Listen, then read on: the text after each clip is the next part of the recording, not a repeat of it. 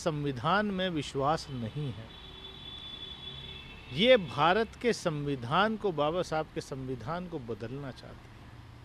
अगर संविधान में यकीन रखते तो संविधान की शपथ लेने वाले उत्तर प्रदेश के मुख्यमंत्री इस तरीके का भाषण, इस तरीके की बयानबाजी संवैधानिक पद पर रहते हुए नहीं करते। दिन रात सिर्फ लोगों को बांटने का काम आप करोगे, दिन रात लोगों को काटने और मारने की ही बात आप करोगे। कहना क्या चाहते हो आप? अरे कोई भी राष्ट्र, कोई भी देश विकसित तो नहीं हो सकता जब तक उस देश का सभी तबका, हर तबका खुशहाल और मजबूत ना हो। इसीलिए हम जाति जनगणना की बात करते हैं। तो उससे घबरा करके ये दोबारा से याद होगा देश की जनता, मंडल को दबाने के लिए कमंडल लेके आई थी बीजेपी, आज वही तो। इसीलिए राहुल जी ने कहा कि हो सकता है हमें राजनीतिक नुकसान हो, लेकिन हम इस देश के शोषित, वंचित, पीड़ित समाज को, इस देश के दलित, आदिवासी, पिछड़े समाज की लड़ाई हम लड़ेंगे। तो बांग्लादेश का भी जिक्र कह रहे हैं। देखिए, बिल्कुल सचेत रहने की आवश्यकता है। इसीलिए तो हमें हमारे भारत पर गर्व है। मेरा भारत महान ऐसे ही थोड़ी है। भारत के साथ कितने दूसरे देशों को आजादी मिली, वो फेल हो गई आजादी। इसीलिए जहां पर राष्ट्र धर्म के आधार पर बने, चाहे हमारे पड़ोसी मुल्कों को आप देख लीजिए, क्या हाल है उनका, क्या हश्र है। आप यहां भी अगर वो करने की कोशिश करेंगे तो महात्मा गांधी और बाबा साहब डॉक्टर भीमराव अंबेडकर, मौलाना आजाद के सपनों को चकनाचूर करेंगे। लद्दाख की लोकसभा चुनाव के बाद विधानसभा चुनाव की तरफ जम्मू कश्मीर बढ़ रहा है, इस कदम को आप कैसे देखते हैं? देखिए, बिल्कुल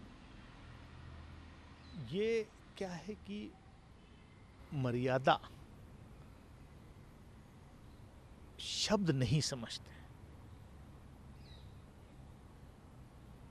जम्मू कश्मीर में चुनाव है और लद्दाख एक वक्त में जम्मू कश्मीर का अंग होता था, यूनियन टेरिटरी बना है, उसको स्वायत्ता देनी चाहिए यूनियन टेरिटरी।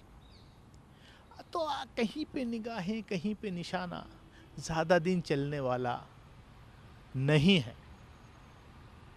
और इसीलिए लद्दाख के लोगों ने आपको रिजेक्ट किया। अभी लोकसभा के चुनाव में बुरी तरीके से रिजेक्ट किया, लोकल बॉडीज के चुनाव में आपको बुरी तरीके से रिजेक्ट किया।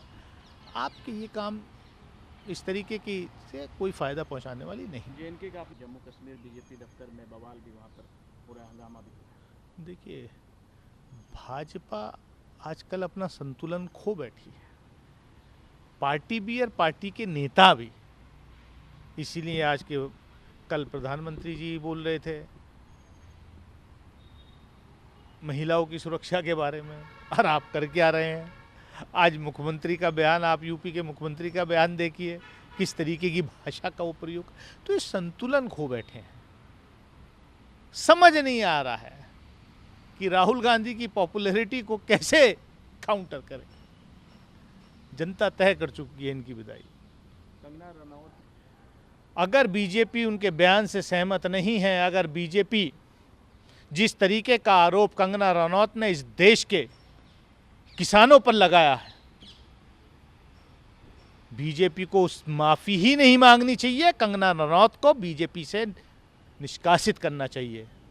अगर थोड़ी भी शर्म भारतीय जनता पार्टी की लीडरशिप में, इस देश के किसानों के बारे में शर्म आनी चाहिए कंगना रनौत को और भारतीय जनता पार्टी को। देश के किसानों से माफी मांगनी पड़ेगी। एक आखिरी सवाल है मेरा, झारखंड में हेमंत बिस्वा शर्मा ने बीजेपी की हार मान ली। बधाई हो आपको, बधाई हो हेमंत बिस्वा शर्मा को और भारतीय जनता पार्टी को कि झारखंड में भाजपा की हार उन्होंने कबूल कर ली।